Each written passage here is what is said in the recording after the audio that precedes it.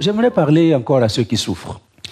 Ceux qui souffrent ont besoin d'être encouragés. Vous savez, alors que le monde entier traverse ce moment difficile, il y a toutes sortes de voix qui se lèvent, de prédicateurs qui se lèvent avec des conclusions. Moi, je me refuse de faire des conclusions hâtives parce que je ne suis pas Dieu, je ne maîtrise pas grand-chose, alors je ne peux parler que de ce que je sais et que de ce que je connais. Dans ce temps, il y a des gens qui se lèvent pour dire le monde entier est en train de traverser une punition de Dieu. Et il y en a qui sont convaincus que c'est parce que Dieu est tellement fâché contre l'humanité qu'il envoie une punition et contre l'humanité et contre l'Église, contre les serviteurs de Dieu. En effet, il y a de quoi être fâché contre le monde qu'il a créé lui-même. Quand vous réalisez toutes ces choses inimaginables qui se passent dans notre monde, on parle du Nord Kivu au Congo où il y a des milliers, des millions de morts. Au Congo où il y a des millions de morts et personne n'en parle. Le paludisme qui tue des millions de gens en Afrique et personne n'en parle. Les gens ont tellement le cœur dur de voir des gens qui fuient leur pays à cause de la guerre, qui fuient leur pays à cause des circonstances difficiles, qui fuient leur pays et qui veulent chercher refuge ailleurs. On ne trouve pas meilleure affaire que de les laisser périr sur les mers. Eh bien, si j'étais Dieu, moi aussi je serais tellement fâché contre ces hommes que j'ai créés, que j'ai placés sur cette planète qui est la propriété de tout le monde. Les gens sont devenus tellement cupides qu'au nom de l'argent, on est prêt à vendre des nations entières, à vendre des hommes et des femmes. Donc c'est possible en effet que Dieu soit fâché contre l'humanité, mais quels que soient les péchés qu'un homme aura fait sur cette terre, Dieu lui-même a dit qu'il ne mettra jamais dehors quiconque vient à lui. Si c'est un état de péché, nous pouvons revenir à Dieu, confesser le péché et recevoir le pardon de Dieu et continuer de vivre dans les grâces qu'il a préparées pour nous. Il y a aussi ceux qui se lèvent pour dire non, en fait, ce n'est pas une punition de Dieu, ce sont des attaques diaboliques, démoniaques. Ceci est une attaque spirituelle. Et là aussi, il y a des raisons de penser que ce soit des attaques spirituelles parce que nous vivons des choses qui ne sont pas explicables humainement parlant. Mais même s'il s'agissait d'attaques diaboliques, nous pouvons demander le secours de Dieu. Il n'y a pas une circonstance où un peuple, une nation, où le monde entier viennent devant Dieu demandant le secours et Dieu refuse de venir au secours de cette nation. Quand Israël s'est retrouvé dans cette condition difficile en Égypte, Israël a crié à Dieu,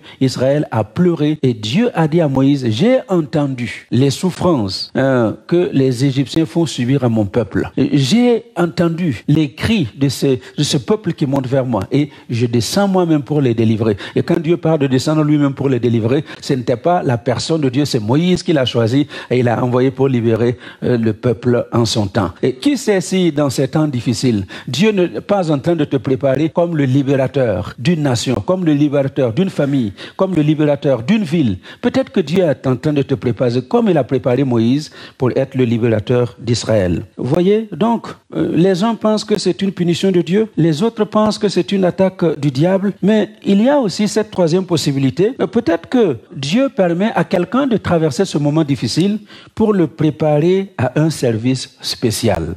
Pour ceux qui me connaissent, vous savez que je suis un soldat de formation. Et vous savez que tous les soldats ne sont pas formés à la même enseigne. On ne forme pas les commandos comme on forme ceux qui vont juste s'occuper de gérer le train-train quotidien de l'armée. Les commandos ont une formation spéciale. Et peut-être que quelqu'un est en train de traverser ce moment difficile et tu te poses des questions, tu pleures, tu ne sais pas où donner de la tête. Mais il faut savoir qu'il se pourrait que Dieu soit en train de te préparer comme un commando spécial dans son royaume pour que tu puisses voir la gloire de Dieu. Alors ce qu'il y a à faire, c'est résister à la pitié de soi. Ce n'est pas nécessaire de s'apitoyer sur soi-même. Nous sommes démunis, et en effet nous sommes sans force devant cette maladie, mais si Dieu est en train de te préparer comme un commando dans son royaume, laisse-toi former.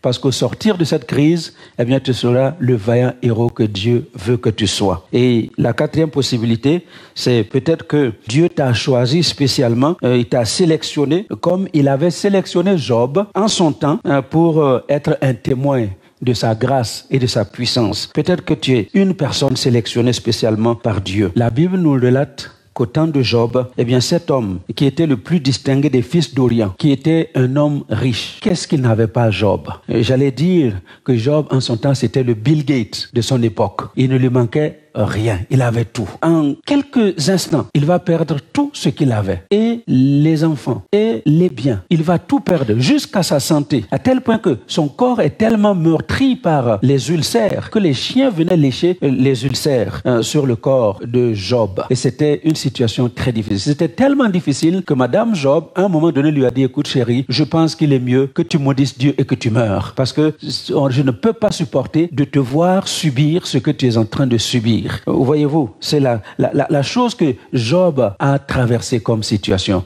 Mais si vous voyez le point de départ, c'est le diable qui s'est retrouvé au milieu des enfants de Dieu et ce n'est pas le diable qui a commencé, c'est Dieu qui a posé la question à Job.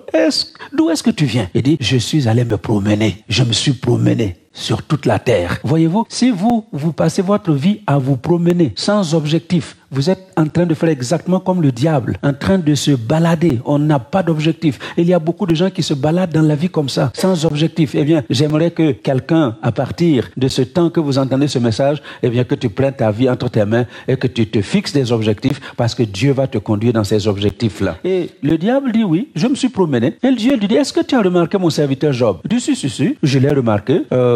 Et puis, bon, c'est un homme riche, il a tout. Et puis, il te craint, il te prie. Il fait tout comme vraiment un homme que tu as béni devrait faire. Mais tu sais quoi, Dieu? Si tu lui retires tout ce que tu lui as donné, tu verras qu'il va te maudire en face. Et j'aime la foi que Dieu avait placée en Job. Est-ce que Dieu peut placer une telle foi en toi aujourd'hui?